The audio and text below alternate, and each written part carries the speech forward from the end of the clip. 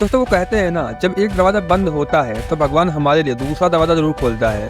लेकिन आज हम आपको जिन दरवाज़ों के बारे में बताने जा रहे हैं, उनके बारे में जानने के बाद शायद आप यही चाहेंगे कि भगवान इन दरवाज़ों को कभी ना खोले। तो आज के इस वीडियो में हम आपको इतिहास के सबसे रहस्यमय दरवाज़ों के बारे में बताने जा रहा हूँ।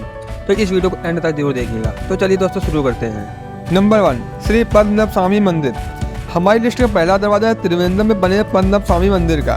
वैसे तो इस मंदिर की कलाकृतियाँ और इंजीनियरिंग दोनों ही दुनिया में सबसे अलग है। यह मंदिर उस समय चर्चा में आया जब 2011 में सुप्रीम कोर्ट के ऑर्डर पर इस मंदिर के 5 दरवाजों को खोला गया।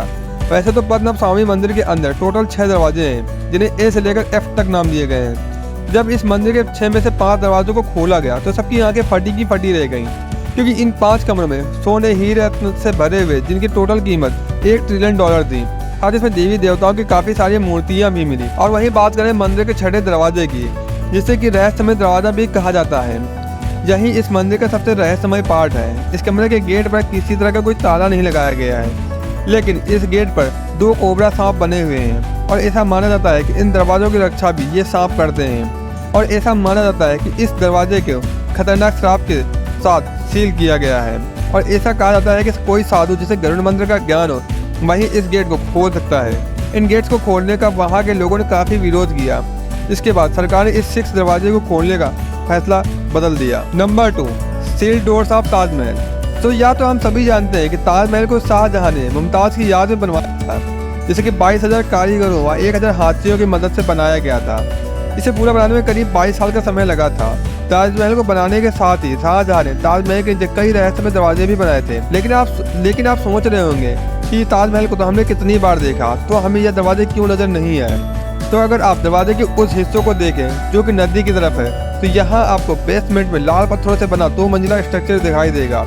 वैसे तो उन कमरों को आम पब्लिक के लिए बंद रखा गया है, लेकिन कुछ थ्योरीज हैं जो इन कमरों को बंद करने के वजह बताई जाती हैं। जैसे पहले थोड़ी तो यह है, ताजमहल के यह कमरे मार्बल्स के बने हुए हैं, और अगर इन कमरों को आम पब्लिक के लिए खोला गया तो इंसान जो कार्बन डाइऑक्साइड छोड़ते हैं वह बहुत ही ज़्यादा अमाउंट में इन कमरों के अंदर इकट्ठा होने लगेगी, और अंदर ही अंदर यह मार्बल के साथ रिएक्ट करके उसे कैल्शियम कार्बोनेट में बदल देगी, जिससे कि ताजमहल बेस को काफ़ी नुकसान पहुंच सकता है, जिससे चारों ओर बने या स्तंभ गिर भी सकते हैं।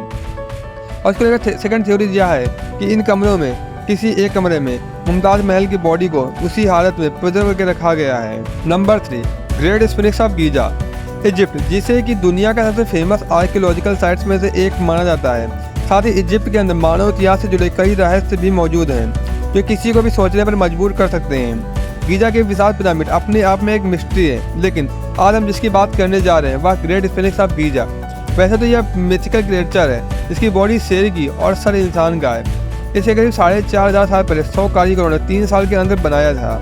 वैसे तो यह अपने आप में काफ़ी चौंका देने वाला स्ट्रक्चर है, लेकिन असली रहस्य इसके ऊपर नहीं बल्कि 25 फीट नीचे दफन है। दरअसल इस स्टैचू के पंजों के करीब 25 फीट नीचे 2 रेक्टेंगुलर चैम्बर्स का होना बताया जा रहा है। यह चैम्बर्स सिस्मोग्राफ की मदद से डिस्कवर किए गए थे। यह बड़ी डिवाइस है जिसकी मदद से भूकंप और ज्वालामुखी फटने जैसी घटनाओं का पता लगाया जाता है। रिसर्चर्स को इन चैम्बर्स के अंदर आने जाने के 2 एंट्रेंस भी मिले हैं, लेकिन इन एंट्रेंस को वहाँ की गवर्नमेंट ने सील करके रखा है। इन चैम्बर्स में किसी का भी अंदर जाना मना है, और इसी वजह से अब उन चैम्बर्स के अंदर क्या छुपा है वो तो वहीं तक सिर्फ एक राज ही छुपा हुआ है।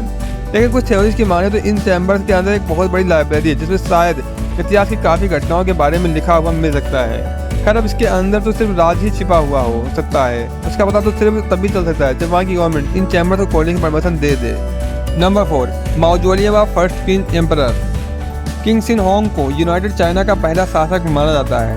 उन्होंने 6 भागों में बटे चीन को एक साथ लाकर इस पर शासन किया।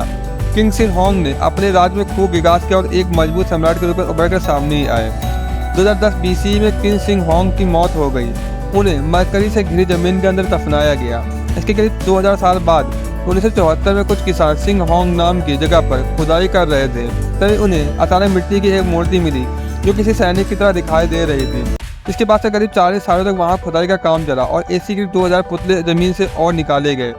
इतना नहीं, रिसर्चर्स ने अनुमान लगाया कि ऐसी के 2000 और पुतले हो सकते हैं। किंग सिंह होंग की समाधि करीब 98 स्क्वायर किलोमीटर के एरिया में फैली हुई है। मरकरी से घिरी होने की वजह से यहाँ पर और ज़्यादा खुदाई से आसपास के गाँव वालों की जान का खतरा हो सकता है। प्राचीन इतिहासकार सीमा किन की माने तो इस समाधि के अंदर महल और खजाने भी दबे हो सकते हैं। लेकिन इसके नीचे असल में क्या है वो तो अब तक सिर्फ राज ही है। तो दोस्तों, कैसा लगा आपको ये वीडियो कमेंट करके जरूर बताइएगा।